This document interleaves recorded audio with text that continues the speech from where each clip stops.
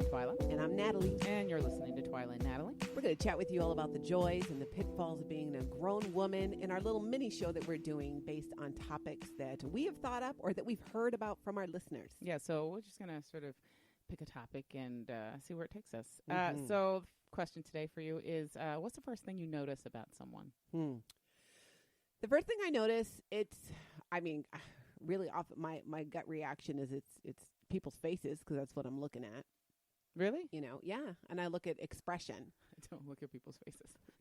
I don't. You would think I do, but I don't. I genuinely don't. But specifically, you know why? Because that means I have you're to looking at their package. Okay, we can get sexist about it later. That's kind of accurate, but we can get sexist about that later. No, I don't like to make eye contact because then people want to engage with me, and I don't do that. So I don't look at people's faces when I'm in public. Very rarely. I look at their faces, but specifically I'm looking at expression because I'm always curious. I'm always looking at how people, do they have resting bitch face? Oh, okay. Do they look like they just smelled something stink? Yeah. I try to always be conscious of when I'm walking around, even in public, that I have a pleasant face on. Because sorry, I'm not laughing at you. No. I'm just thinking, I don't do that. You are in a constant state of I'm going to kill you. We really are. But because there's so many times where somebody has said, "Oh, I saw you at so and so place, but I didn't want to stop you and say hi or whatever." Or I hear them saying, "Oh, I saw so and so and they look so upset," yet they never engage with them. So I'm hyper conscious of how am I look? What is the energy I'm putting out when I'm walking even down the street? Which is also why I don't pick my nose when I'm doing that, because people are looking. Of course. We live in a world where I just don't pick someone my nose always sees you. Yeah. Why would you? You're going to wind up on YouTube or Facebook or something if you do that. Don't do that. I know. Okay. See, now I'm cognizant of what's going on all the time because I'm always hyper aware of what's going on around me all the time. Yeah. But I also don't like to engage. Sure. Most of the time. So but most people aren't looking at you anyways. And they are. Coming from That's someone annoying. who I'm looking at people. How come nobody's looking at me? You know what? When I look, they're looking away. See, I would be happy if they weren't looking at me. See, you know what it is, Twila? You're the person I'm looking at. I'm the engager. So I'm looking at you to see if you engage, and you're looking away. And most people probably do that. And I'm about to be the person who pulls out their phone and calls her sister and goes, "Okay, you know what I don't like in Target? When people in green shirts with glasses on look at me, stare at me." I do that. Honestly, I do that a lot. Oh my God, I do that a lot. If I feel like you're like way up in my business or you're following me around the store or whatever, I will do that in a heartbeat. My sister's had so many voicemails of me being like, "You know what I hate in the grocery store? When somebody is lurking in my cart when she could just go buy her own doggone wheat bread." And then I'll like spook them off and they'll walk away. Like I've been notorious for doing that. And I don't like to engage with people. So that is like, I will see you in profile, but unless I have to talk to you, I'm not looking you in your face. It's not happening. I usually notice your shoes first because I'm usually looking down. Yeah. And this is men and women. Yeah, I usually notice. I usually notice what you're wearing and what your shoes, or I'll be looking to see if you're wearing something cool. If something catches my attention, I'll be like, "Oh, that's cool." Yeah, I notice tall people because I'm not tall, so tall people always get my attention. Yeah. Okay, and then like I said, I told you eventually we get to the sexist part. I will be perfectly honest. I notice beards and mustaches. Why is that sexist? Because I really like them. That's not sexist. That's an appreciation. No, I'm just being sexist about it. I'm just. It's not them. sexist. I'm ogling. My husband can't grow one, so he can't. He doesn't really grow facial hair. So I know, but it's like admiring, architecture. You might see a house and be like, "Wow, look at that house. That is a really nice house." I'm gonna do that next time I'm in the mall. I'm gonna be like, "Wow, look at that beard. It's a really nice beard." I'm gonna say it out loud. Yeah. Yeah, like with no shame whatsoever. Yeah, there's a difference between that's a really nice beard or that guy looks good in that beard versus, I want to sit on his face or something like that. Yikes! Where'd you go? That just went from 0 to 7,000. But that's what I'm saying, though. I feel like that's what you're equating it to, and it's not that bad. And I thought we were going to make it through like 10 whole episodes of these without an explicit tag. Wrong again. Wrong again. I'm saying it's not like that. It's not like that. I think you're likening it to you being ogling and doing it like that. But no, it's an appreciation. You look and you're like, that's a nice beard. Okay. Just like I really like that girl's makeup. Or her hair looks really pretty. It's okay. I don't feel that you are really truly ogling, and from a like, okay, so if I want to lick your face. So if I look at them, it's fine. If I walk up and like pet them, that's different. Yes, that's different. That different. Takes it to more I want to sit on your face. Okay, you got to back it up. Stop saying that. Yeah. Too explicit. We already got the tag. We can't take it back now. Now. It'll be what it'll be in the episode now. Yeah, but you get my point though. Okay, do you notice I think it's different? Do different, like if you're looking at different genders or different age groups, do other things stand out first? Because like I said, I don't notice, like I think I notice men more in public because I'm looking at like if I like facial hair or something like that, like I notice things like that. Mm-hmm. I think I spend a lot more time noticing women sure. than men because I'm always like, oh, that outfit's cool. Shopping, or, I know. Yeah, I do the same thing. I think it depends on where I'm at. If I'm in a place that's really busy, or I'm in a place that is not, actually even in my neighborhood, I'll look and I'll notice and I'll look to see if it's somebody that I recognize. But I'm also looking and assessing any potential threat.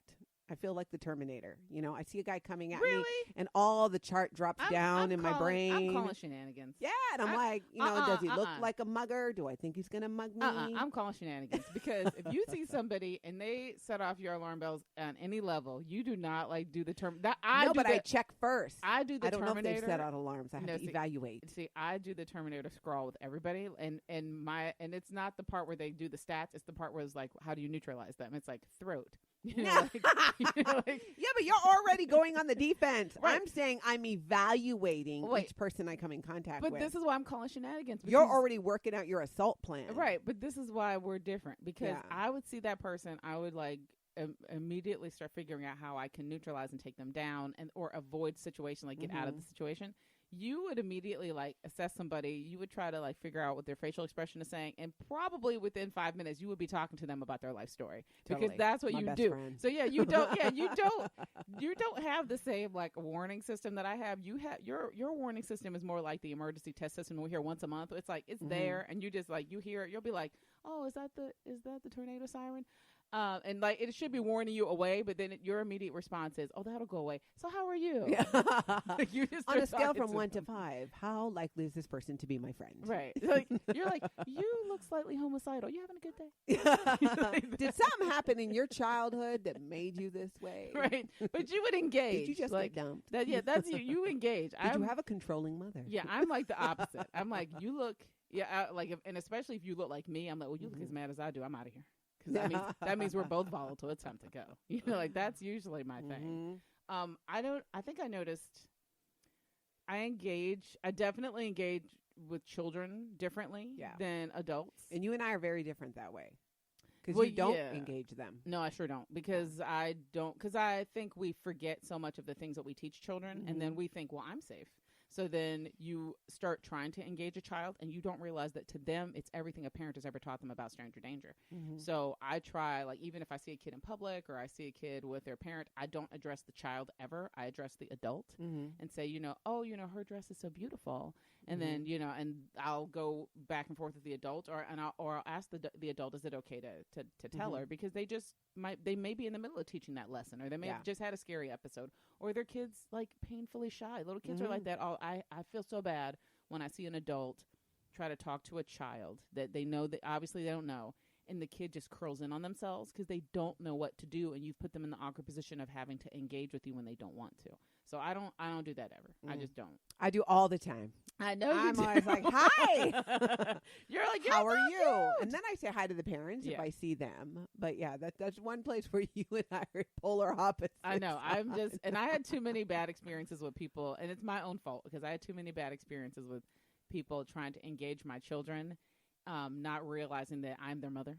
Because there was a point in time where my children just physically didn't look like me. They looked more Asian. Yeah, so I got a lot of, nanny-esque commenting, or if I was trying to discipline my children in public and benevolent white people wanted to save them from me, it was, there was a lot of me having to be like, I am her mother, back up, that kind of stuff. So it's, it's probably more like PTSD for me to not engage with children, just to be on the safe side. Yeah, which makes sense. Yeah. And I think when I come across kids, one of the things, I look at them too for the same kind of facial expression curiosity, but I'm also always curious of whether or not they make eye contact, especially when you say hello. Because I feel that I feel like kids used to more do that. That's a lost art. Yeah, that's a lost. Lost. Because, and I think part of the problem is the stranger danger. I want my kids to be able to engage and read a stranger. You know, it's the neighbors and uncles you got to worry about. I mean, it's everybody. It's the people they already know. No, but I think, that's important. That idea of like the eye contact and knowing how to sort of read body language and read a situation is difficult to teach now. Well, and it's also to a degree, I think, like, I rather have my kids look somebody in the eye who's looking at them and be able to respond. It doesn't mean they have to engage, but also kind of backs them down. Yeah, you have to Not the child, the person who maybe might be trying to engage them inappropriately. Well, it's like I tell my kids, they're allowed to go full howler monkey if something goes wrong. That's right. There's no always rules. Scratch, get the DNA. Yeah, I always say there's no rules. You do whatever you, well, I told you I have one mini-me. And so as soon as I said that, the first time I tried to teach them that, the first thing she said was, so I can hit, right? And I was like, yeah. And she was like, and kick? And I was like, yes. And she goes, objects? And I was like, you've been thinking about this for a long time. You've been trying to find a way to ask me, who can you physically assault in the world? So, I know, your mini-me child reminds me so much of Diane on Blackish. Oh, yes, that is my daughter. That is absolutely. I watched that show, I'm like, yeah, it's Twila's kid. Yeah, that is my daughter 1,000%. It makes me super proud, but it is my daughter 1,000%. Okay, so I'm just realizing that I engage people a little bit differently, like when I notice things about people, depending on the situation that I'm in. Yeah. When I'm at something that's like a formal event or something, or somewhere that I've paid to be, like a concert, I am much more sort of focused in on people watching. Yeah. So I wind up noticing things because I'm looking to notice things. Sure. As opposed to like when I'm just going through my daily life, or even when I'm in work situations. I don't think I actively engage as much in work situations as I thought I would, in terms of like trying to notice people, to engage with people. Yeah. I still tend to sort of like lay back and let people sort of come to me. Sure. And yes, it seems really arrogant, and yes, it probably is, but I still do it. But like if I go to a concert or something, like I'm a little more extroverted than I normally would be. That's funny because I go almost the opposite way. Yeah, because you don't like, I don't like crowds. So you know what's first I got to count the exits. You know what, though?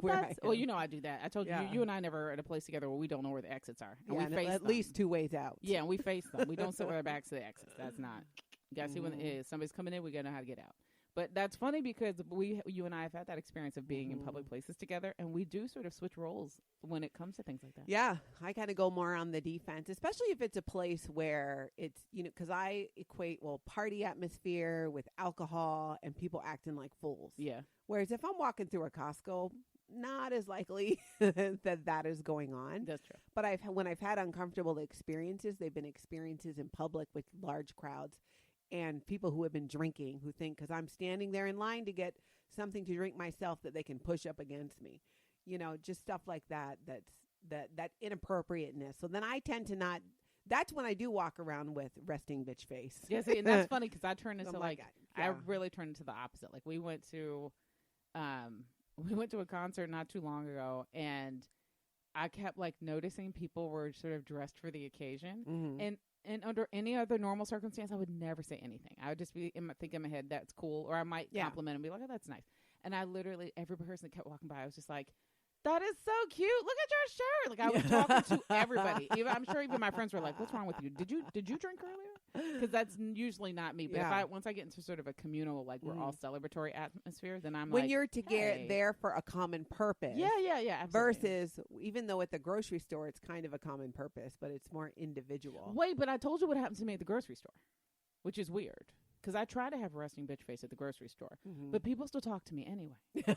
And I can't really stop them from talking to me. So, like, I'll be standing there like, I'm just trying to pick out, tomatoes or whatever. And somebody will always come up to me and be like, oh, yeah, those are really good ones. And I'm looking at them like, I'm not talking to you. Yeah. And then they keep talking. And then they're like, I like to use in summer salads. And sometimes I make salads out of them. Made it. Are you sure these aren't employees? No, they're not. I wish they were.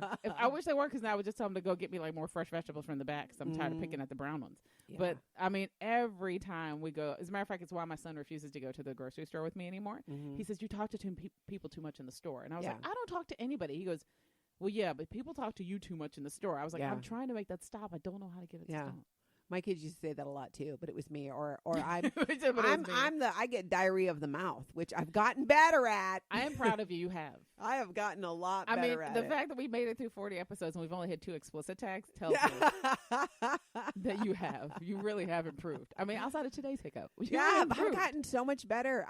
It's something where, and I'm sure it's in large part my upbringing, where I have this compulsive desire to divulge, not things about other people, not in that regard. No, you just like but to I feel overshare. I need and like I need to somehow justify or explain what I'm doing.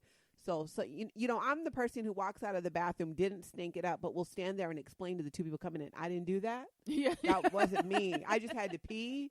I was grocery shopping. I had a coffee right before I came. Yeah, you're like, because I decided to splurge and get a latte. Yeah, I make my coffee at home. I mean, it goes on and on. Yeah, that is you. Yeah, and then I'm like, just in my head, I'm screaming, "Oh my God, stop!" Yeah, I know that is absolutely you. And I'm the exact opposite. I will come out of the bathroom, make eye contact with you in the mirror, like I wish you would say something, and then handle my business and get out. Yeah, like that's me. That's 1,000% me. So, I suppose.